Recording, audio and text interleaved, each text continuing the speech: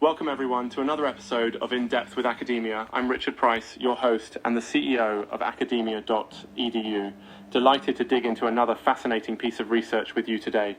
Remember, as always, I'm here to neutrally present the work, not to endorse it. My goal is to pull out the insights, break them down, and see what they might mean for you, the listener. So, today we're jumping into a paper authored by Patricia Marta Este Toledo, a researcher with deep roots in education and human development, who looked at something that touches all of us, who've spent time in a classroom, whether as students, teachers, or just people who remember what it's like to try and learn something new. The title is a bit long, but the focus is crisp. What do students in social work at the Technological University of Chile, specifically the Valdivia campus, actually think about the generic skills or competencies their teachers bring to the table? Not just the subject expertise, but those broad, essential attitudes and capacities that shape the whole learning experience. So why does this matter? Well, have you ever had a teacher who just made the energy in the classroom click? Or, on the flip side, someone whose approach made everything 10 times harder to understand? This paper is all about uncovering which teacher qualities or competencies students say really help or hurt their learning. It's not just about memorizing facts, it's about, well, what it means to be an effective educator in the eyes of students themselves. The big core question is, what are the specific attitudes or competencies that social work students think really make a difference in their classroom learning, and what gaps, if any, exist between the competencies the university officially says are important and the ones students actually notice and value? Such a useful line of inquiry, right? Now, method-wise, Patricia Toledo went qualitative. She didn't crunch big numbers, but instead dug deep into student feedback. She looked at comments students left in teacher evaluations, 451 comments from 125 students, and built detailed categories to map out what students valued or didn't value in their professors' attitudes and behaviours. What did she find? Well, there's a very clear pattern. Students place huge importance, like sincerely huge importance, on personal, ethical and pedagogical qualities. Let's zoom in terms of personal competencies, students most often mention things like emotional closeness. We're talking teachers who care, who build real connections, show empathy and patience, offer personal support, and basically let students feel they matter in the classroom. That might sound kind of fuzzy, but students were adamant.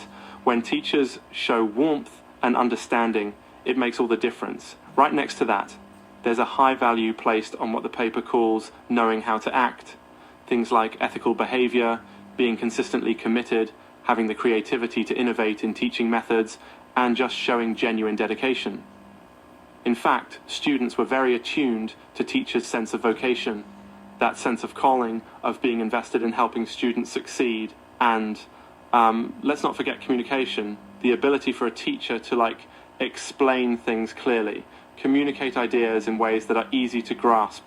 That was repeatedly highlighted. Students want teachers who are clear, organized, and who make learning accessible, not mystifying. I mean, how many times have you sat in a class thinking, this person is brilliant, but I have absolutely no idea what they're saying? Yeah, that came up. Maybe this reminds you of your own experiences, or perhaps you're a teacher yourself, wondering what students are really noticing. Either way, these insights connect directly to real classroom life. But it wasn't all roses. Students also highlighted behaviours that can block learning. Among the negatives were indifference, that sort of distant, disengaged attitude, plus intolerance, lack of respect, and honestly, things like irresponsibility or lack of punctuality. It's not just about being smart, it's about being present, accountable, and engaged. Now here's where it gets interesting. The study found there are some gaps between what the university defines as key competencies and what the students actually value most.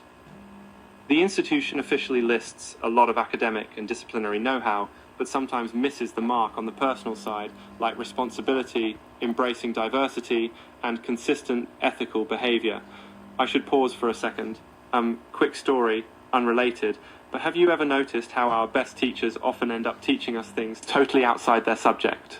Like maybe how to deal with frustration, or how to collaborate.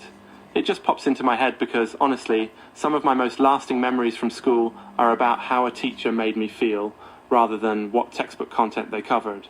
Anyway, maybe that's another episode for another day. But coming back, the point is, according to this paper, education isn't just about technical mastery. It's about who the teacher is, how they connect their ethical grounding and their skill at fostering a supportive environment. For you, if you're studying, teaching, or supervising, maybe take a moment to reflect. Which competencies do you value most, and are you finding them where you are? Just a reminder, again, I'm not endorsing Ferrada Toledo's findings, but trying to neutrally unpack the insights. Academic research isn't gospel, but it's a great springboard for exploring new ideas. So, as we wrap today, if you're thinking about what makes you learn best, or what you wish you'd seen more of in your own educators, I hope these findings give you something to chew on. Next time you're in a classroom, on either side, maybe remember, it's not just what's taught, but the way it's shared, the attitude, and the personhood of the teacher that leaves a mark.